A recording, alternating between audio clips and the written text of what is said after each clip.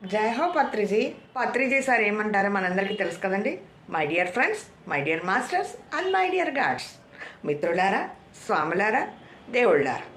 మిత్రులు అంటే మిత్రత్వం కలిగి ఉన్నవారు, స్వాములు అంటే స్వామిత్వం అంటే గురుత్వం కలిగి ఉన్నవారు, దేవుళ్ళు అంటే దైవత్వంలో ఉన్నవారు. ఈ మూడు విషయాలు మన పిఎస్ఎస్ఎంలో త్రిమూర్తుల లాంటి వారు అన్నారు పత్రిజీ సార్. మన పిఎస్ఎస్ఎంలో మహాదేవాలయంలో 3 విగ్రహాలను త్రిమూర్తులుగా ప్రతిష్ఠించుకున్నాం. అవే మిత్రత్వం అనే విగ్రహం, స్వామిత్వం అనే విగ్రహం, దైవత్వం అనే విగ్రహం. కనుక ఈ 3 తత్వాలు మనకు ఆరాధ్య దైవాలు.